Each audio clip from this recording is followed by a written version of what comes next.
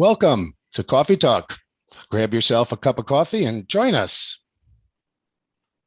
Thank you for joining us today. It's my great pleasure to welcome Dr. Bridget Harrison, a professor of political science and law here at Montclair State University since 1994. She received her BA from Stockton University and her MA from Rutgers, as a Jersey girl, the State University of New Jersey, and her PhD from Temple University, where she was a National Mensa Graduate Fellow.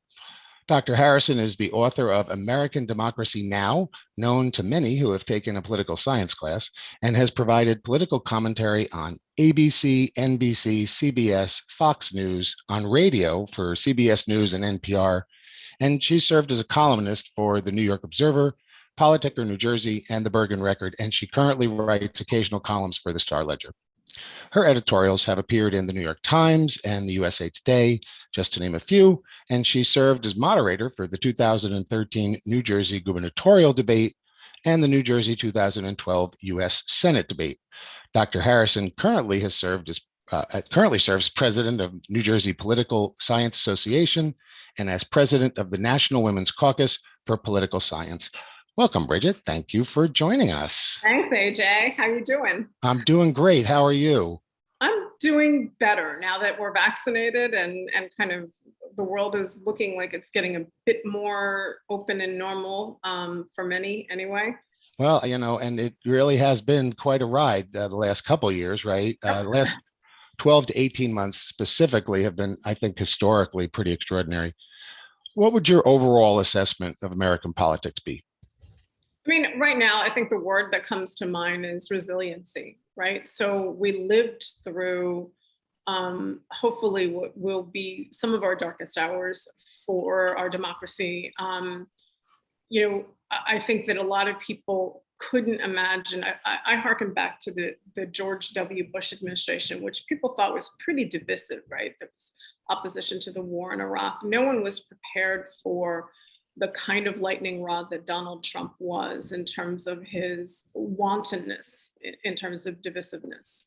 And so, we managed to live through that, but importantly, we managed to live through, those of us that are here, we managed to live through the 2020 elections, which were historic and epic and enormously important in our democracy, all the while surviving a pandemic, the proportions of which we're still seeing playing out, particularly globally. So those of us that are left standing, I think that we've earned the Boy or Girl Scout badge of resiliency, right? We're still standing after all of those challenges, which have and continue to be significant. Absolutely. I want to talk for a second about January 6th, 2021. For many of us, right, the full meaning of what's happened and actually what almost happened hasn't been realized yet. What does that date mean for American politics? So, I mean, I think that, we became accustomed to an increase in both the kind of incendiary rhetoric, but also violence, right? We've seen violent protests for the past several years. And I mean, many of us who have gone to protests throughout our lives understand that sometimes, the rhetoric of the chants doesn't really match the sentiment of the folks that are there, right?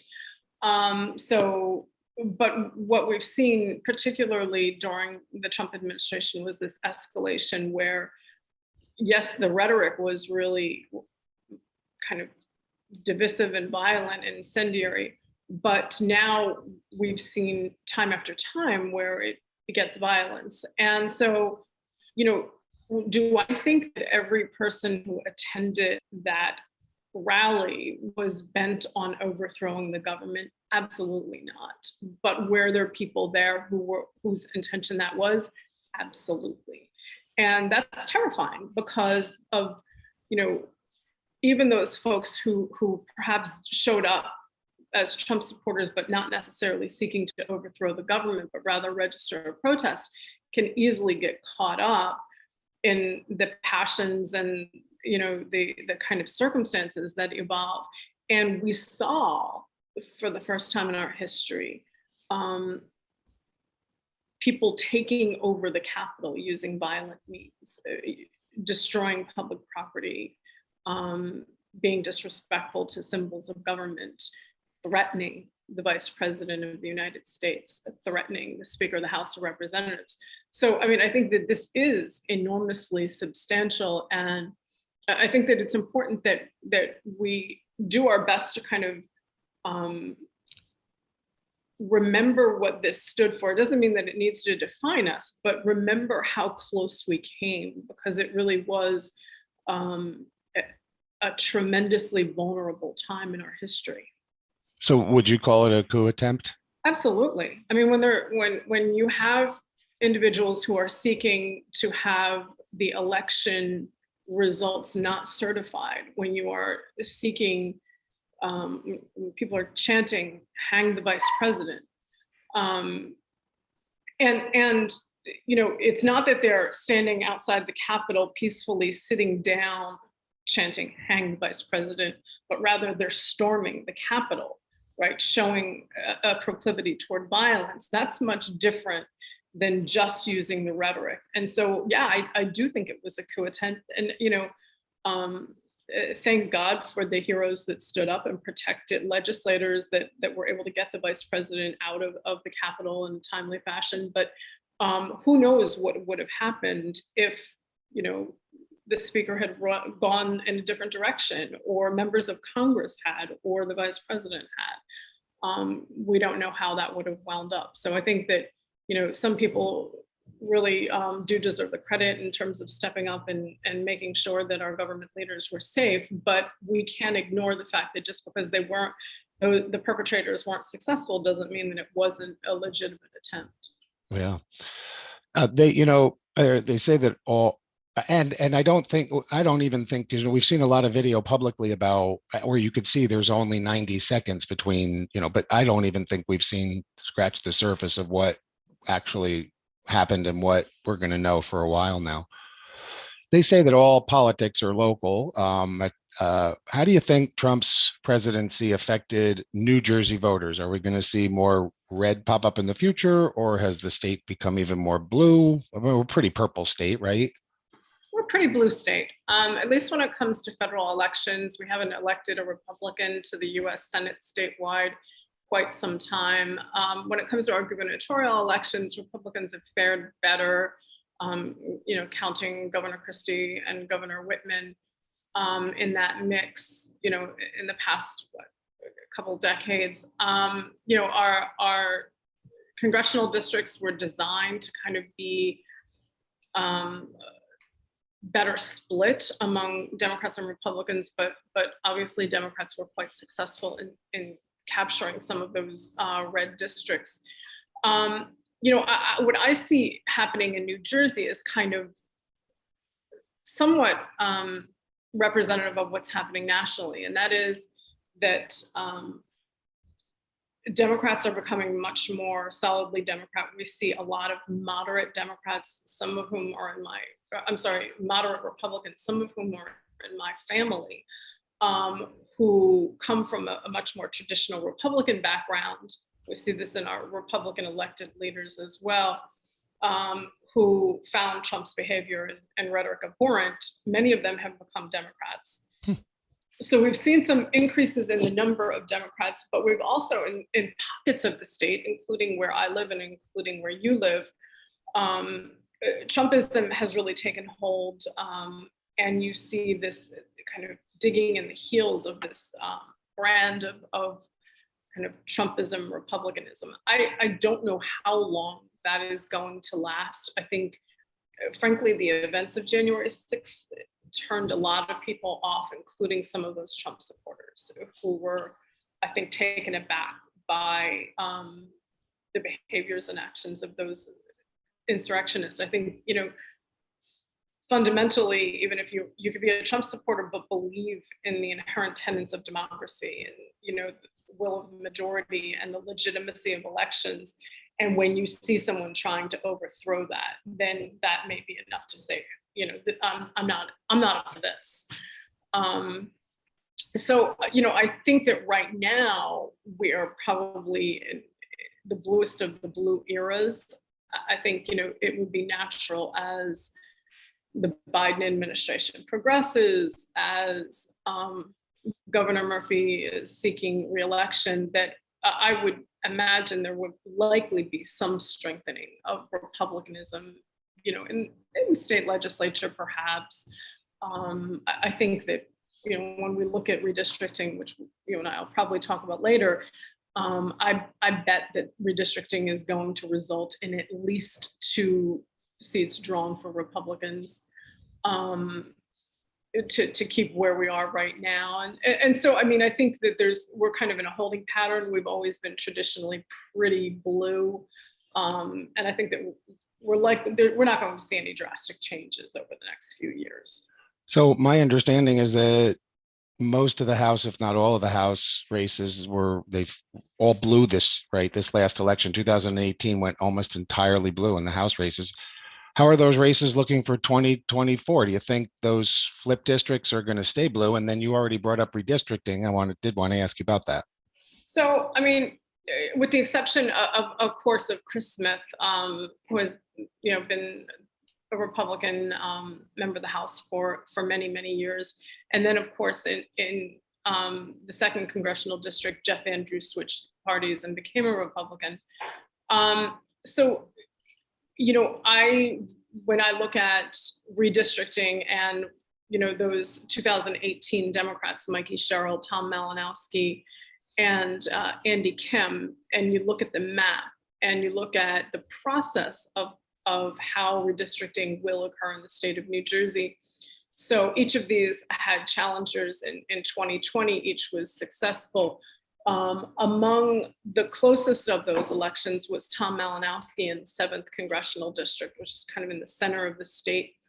And Malinowski, I think that he will be, I don't want to say vulnerable, is not the correct word, but I think that he needs to be cautious for the simple fact that when New Jersey does redistricting, the people who are on that redistricting commission matter, right? So normally those appointees, somebody is charged with looking out for this person's interest, that person's interest. So his opponent, Tom Kane Jr., is one of the people on that commission. He also has a political ally, John Bramnick. And it would be my guess that if you're going to be redesigning a district, you're first going to protect incumbents. And then if you're looking to draw a map that increases Republican representation to be more reflective of state outcomes, the 7th district becomes marginally more Republican, which is dangerous for Tom, right? So he wants to make sure that the people on that commission are charged with protecting him and recognize how the changes to the map might result in that. And some of this, is this the result of the 3rd constitutional amendment that we voted on in November? Is that tied to this in some way? No, this is not. Okay. So considering there's going to be an election for governor in 8 months, I've heard almost nothing about the race. There was one pretty high profile exit right after the Capitol riot. But isn't it unusual at this point for there to be a relative dead air this close to the election? And or are we just seeing that COVID and the national politics are just shoving everything out of the way?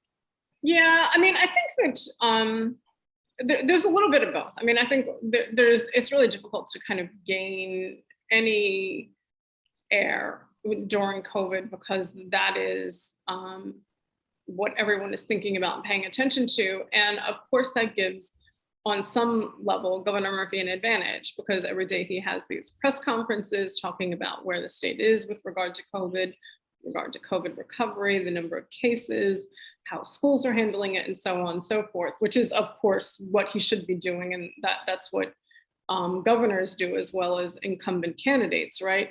So there's that. There's also the idea that, you mentioned candidate ducking out. Now we do have a presumptive Republican nominee, Jack Ciattarelli, who has bought some campaign advertising, but I think it is a bit early. The advertising that I've seen is really interesting, that he's taken a tact that is a kind of personal likability, like he's one of us, right? There's nothing even remotely ideological or partisan about it. He recognizes that he's going to have to appeal to some Democratic voters in a state like New Jersey. So it is, in my view, while not mentioning Governor Murphy, kind of a juxtaposition to Governor Murphy, who's kind of not a New Jerseyan, right? Or didn't grow. He is obviously a New Jerseyan now, but by background is not. And Citarelli is kind of making this case along a personal argument, which I think is how you have to run as a Republican in 2021, right? Right, and especially against, I mean, in my opinion at this point, which really doesn't, but that Murphy seems to be in a fairly strong position, right? I think New Jersey's done very well, and with coming out with this budget that's got a plus to it, looks like he's really orchestrated this from the beginning. And not that he could have predicted the pandemic, but he seems to be in a strong spot, isn't he? Yes, and I think a lot of people, when you look at New Jersey's numbers, we're clearly on, at least right now, the downside of the curve. Vaccinations are high. I get texts a couple times a day saying, there's appointments available. I registered every place around the state, so I'm getting all these text messages from North Jersey on down to Cape May. And, so I think that a lot of people rightly give credit to Governor Murphy for his handling of the pandemic. Remember, before the Biden administration, it really was these governors that were in the trenches trying to figure out policy that really should have been a federal policy. And they were creating a playbook as they were going along. And I think that many New Jerseyans recognize that. We also see now, because COVID seems to be coming under control and opening of the economy and all of this, the insertion of all this federal money means that there's more money to spend. Small businesses are feeling a little bit more wiggle room, all of which, of course, bodes well for an incumbent. Yep. The other thing, of course, that we should mention is that Governor Murphy himself is not a person without resources, right? So if at any point in time he wants to opt out of public spending, the public matching, he can insert millions, tens of millions of dollars into his own reelection campaign, which I think if he felt like there was a significant threat, I'm certain he would be willing to do. Sure. I mean, he's got the incumbency behind him and a good amount of cash of his own. But it hasn't been all peachy and rosy for him, right? I mean, he promised a deal in 100 days. It took him 3 years for the democratically controlled government to close the deal on legalizing recreational use of cannabis. I did a blog posting of my own where I said, in New Jersey, we haven't met anything we weren't willing to screw up. What took so long? And does the delay hurt Murphy in November, or does it hurt those who held this up?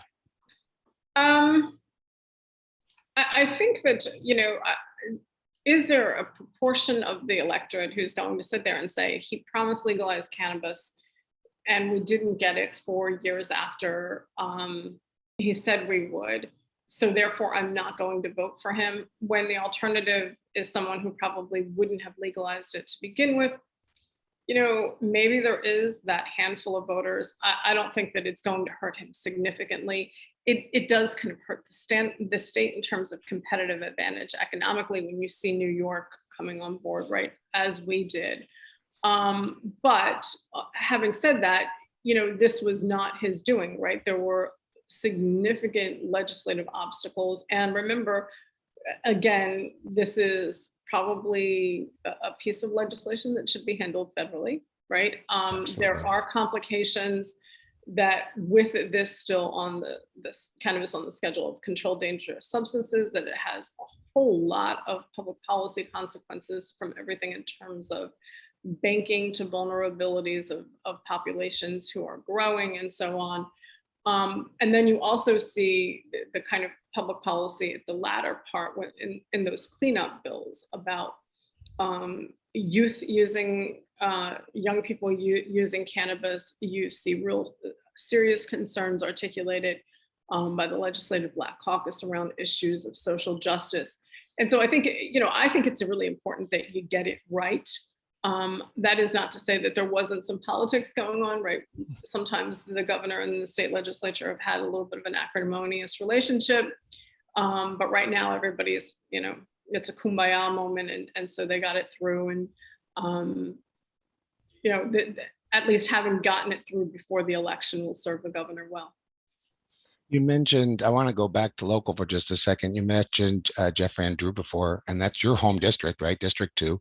That is And he switched from Democrat to Republican, and he won re-election in November. What are his chances like in 2024? I think his chances in 2024 are, well, first off, he's up in 2022. It depends on a lot of things. It depends on who his challenger is. It depends on what the map looks like. Typically, what we know is that, as a political scientist, incumbents tend to fare pretty well in off-year elections. We also know that the president's party tends to lose seats in the first election after a president taking office, right? So in those midterms, usually the president's party loses seats. We also know that CD2 is not being targeted by the National Democrats at this point. We know that Van Drew's fundraising has been much better than it has been in the past, largely prompted by Trump supporters nationally giving to him. He was one of the 136 Republicans that advocated not certifying the election results. And so all of those things point in favor of a win in 2022 for him. Again, who knows? Could voters be really unhappy in the second? They should be, in my view, but that's a story for a different day. 2024 is a little different. It depends on who. First off, the most important determinant is what that district looks like, right? So if in redrawing the district lines, they say, well, Van Drew's in, we're going to make this a solidly Republican district and take chunks of Ocean County, which is predominantly Republican, put more of them in CD2, then it becomes a safe Republican seat. If that happens, then in 2024, he's still in pretty good shape. But 2024 is a long way off, right? So, who knows who the presidential nominee will be at that point. We also know that Democrats tend to fare better in presidential election years in the state of New Jersey. Sure. And you mentioned that it also is going to depend on who's his candidate, who his opponent is. Any announcements or breaking news on that front? Well, I mean, I'll say to you what I've said to everybody who's asked that question. As you know, EJ, I started off challenging Van Drew when he was still a Democrat. And back in December, after he had voted against the impeachment inquiry. And I threw my hat in the ring just because I thought that when a person, is a member of a political party, is elected as a member of a political party, and there comes this really serious issue litmus test, and this is why you elect people within that political party, and they fail you, that somebody needed to hold them accountable. And I attempted to do that, but was unsuccessful in the primary. And a lot of that depends. I faced a kind of cannonball of an opponent in Amy Kennedy, her husband comes from a political dynasty. The Kennedy name is something that no one, I believe, in that district can take on in a primary. I don't think it's the right name for a general election in CD2, but it is unbeatable in a primary. And so if she would decide to run again, she would have the nomination, I'm sure. But a lot of it, like I said, depends on what redistricting looks like. Could be that, they decide demographic changes mean that this is going to be a Democratic district, and then, all bets are off.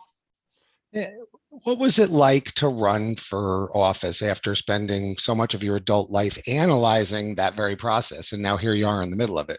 Yeah, I mean, it was, some of it was not what I expected and not what I bargained for. So, I give a lecture to my students that I've been giving for 20 years, and I always say to them, if anybody ever asks you to run for office, the first thing you ask is the seat an open seat? Or are you running against an incumbent? If you're running against an incumbent, you run the other way. And so the question then becomes, why did you decide to do this? And I decided to do it because I felt like I had a moral responsibility. I felt like I was a good candidate for a general election in that district. I felt like, that the Democratic Party needed a moderate to be able to win a primary, but also be able to win a general against Van Drew. And I would say, quite frankly, what kind of sucked was I worked all of these years building a kind of impeccable professional reputation. I was banking on going in and running against Jeff Van Drew, who at that time was a Democrat. My thinking was that he would either switch parties or drop out, or perhaps take a position in the Trump administration. And he did, he switched parties.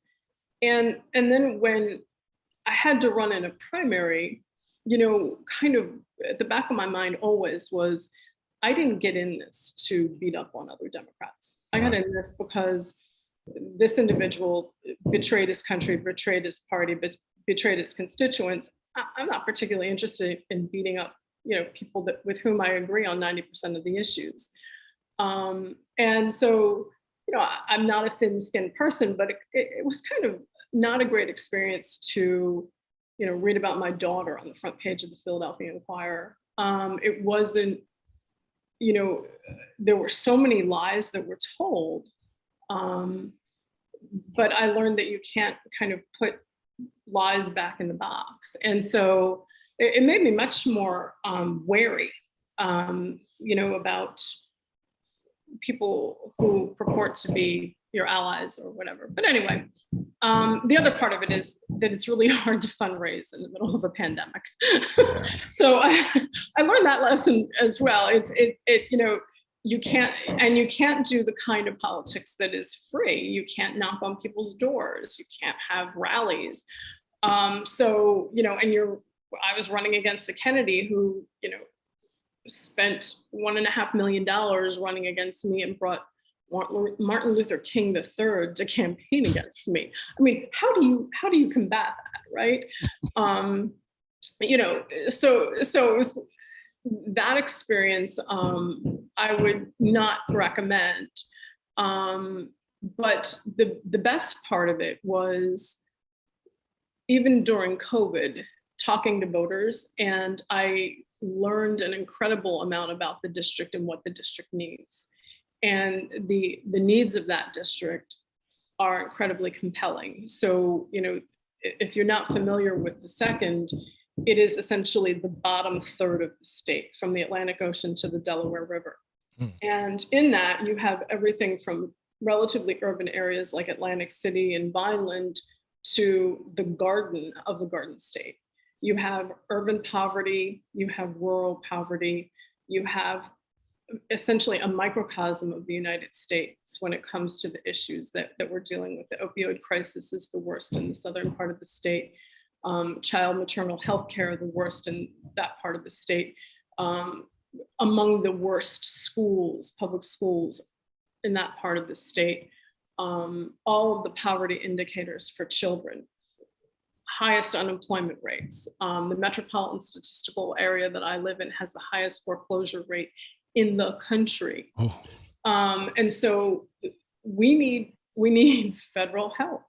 And we have this knucklehead in Congress who is saying that, no, we shouldn't be supporting the Infrastructure Act. Well, I'd be at the White House kind of begging the President of the United States to extend the rail line. You look at a public transportation map of New Jersey, and you would think that it ends at mile marker 100. There's a lot of work to be done, and I'm hoping that someone is able to accomplish it. New Jersey, a state so very well known for its public transportation system. So I was going to kind of skip this one, but since you sort of hinted at it, Are we ready for, are we anywhere near ready for a multi-party system? I mean, we're seeing such divergence in the Republican Party now, and the Democratic Party certainly has their progressive and, the sides. I mean, in other countries around the world, they have multiple parties and everybody has to get along. With the two-party system, well, we're seeing what we're seeing. America anywhere near ready for that? No, we'll never have a multi-party system. I mean, we're not electorally, we're not, it's not that, they're bad or they're good or whatever. It's just that our structure does not beget that, right? So we don't, unlike parliamentary systems where parties are rewarded for a proportion of the vote that they get and get a number of seats that they can then use to leverage majority alliances to form governments. We don't have that, right? So if you, if you're a new party, whether it's the Reform Party or the Green Party or whatever, even if you're able to